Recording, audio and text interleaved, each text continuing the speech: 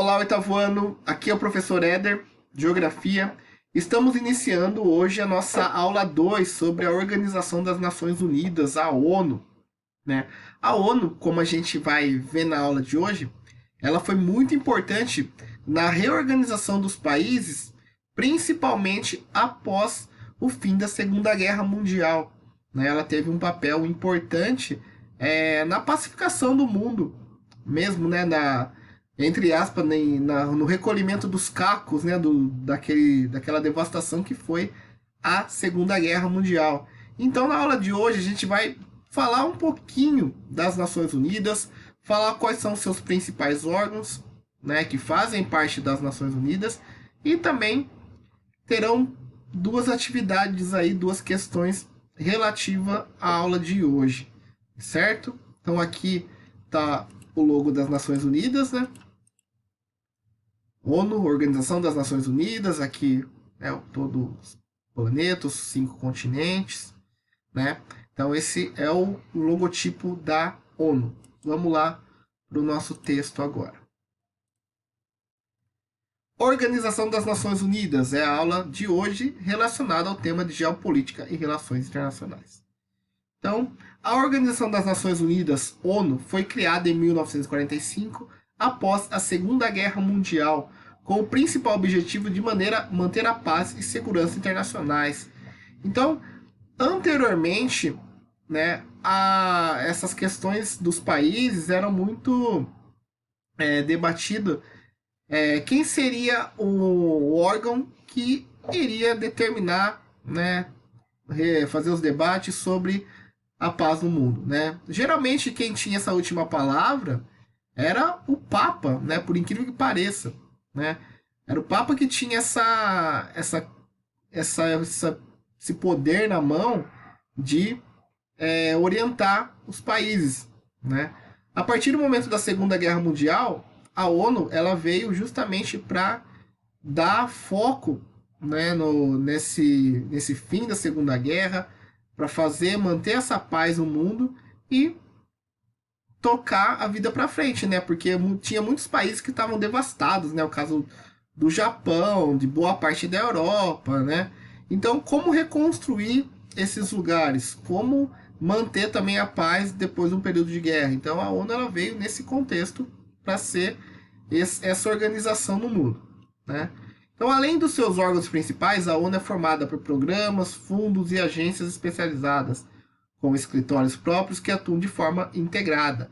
A Assembleia Geral, da qual participam os países membros da organização, é um espaço de discussão, análise e decisão sobre os mais diversos assuntos no âmbito internacional. Então, é interessante falar um pouco da Assembleia Geral, que ela ocorre, né, se eu não me engano, são de 2 em 2 anos que a Assembleia Geral da ONU ocorre, e é uma reunião de debates entre os chefes de Estado do mundo. Então senta o chefe de Estado do Brasil, da Polônia, da África do Sul, da Argentina, dos Estados Unidos, da Itália, enfim, de todos os seus países membros, e vão debater os principais assuntos daquele momento histórico, né? Então hoje a gente está passando pela questão da Covid-19, né? Então provavelmente na próxima Assembleia Geral esse vai ser um tema bem recorrente, né? Já visto que a pandemia, ela para alguns países como o nosso, está sendo quase que uma guerra, assim, né? Muita gente morrendo,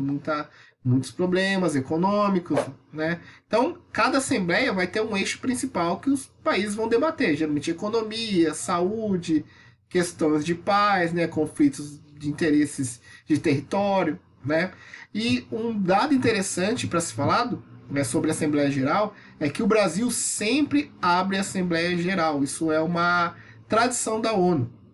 Então, o chefe de Estado brasileiro, o presidente da República, ele sempre vai abrir a Assembleia Geral da ONU, né? Então, o Jair Bolsonaro, se não me engano, abriu as 2 últimas assembleias, a Dilma, o Lula, o Temer, o Fernando Henrique, então, enfim, todos os presidentes de 1945 para cá abrem a Assembleia Geral. E por que isso ocorre?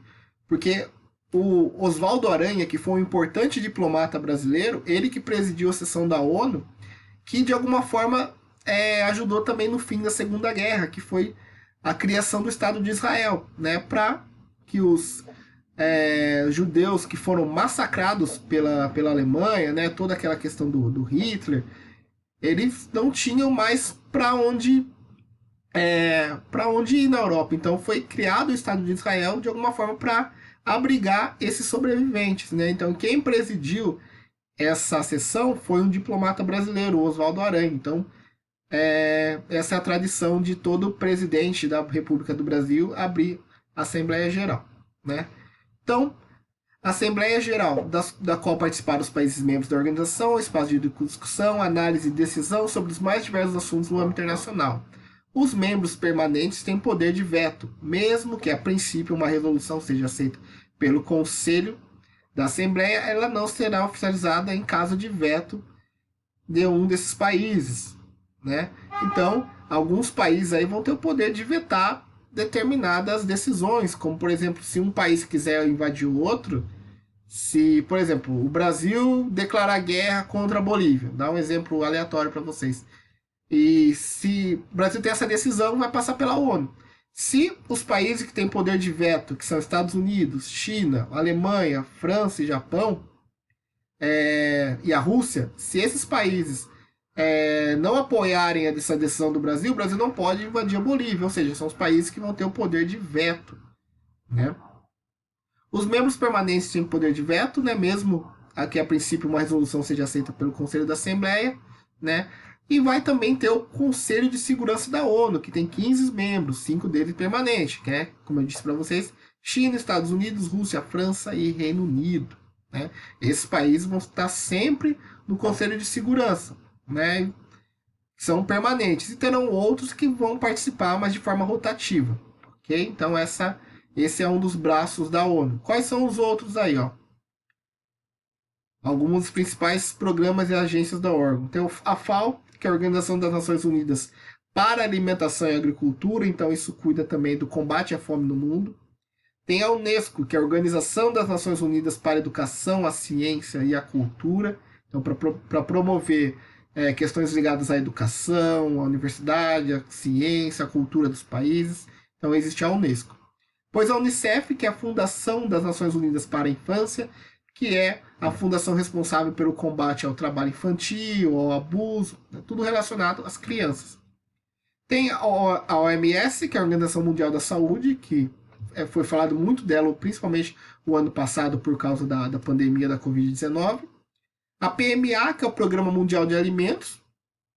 A PNUD, que é o Programa das Nações Unidas para o Desenvolvimento dos Países, né, principalmente os países mais pobres.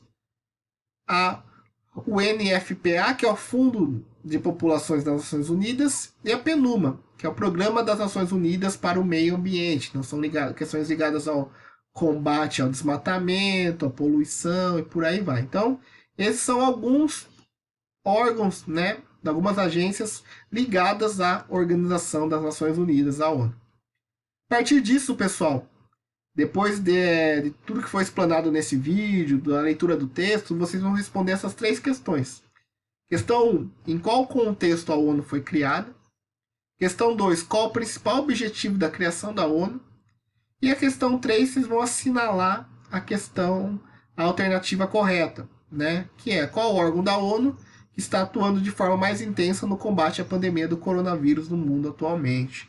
Isso aí eu acabei de falar aí no vídeo, certo? Só assinalar a alternativa correta. Ficamos por aqui, 8º ano. Próxima semana vou passar a atividade 3 para vocês. E é isso. Até a próxima.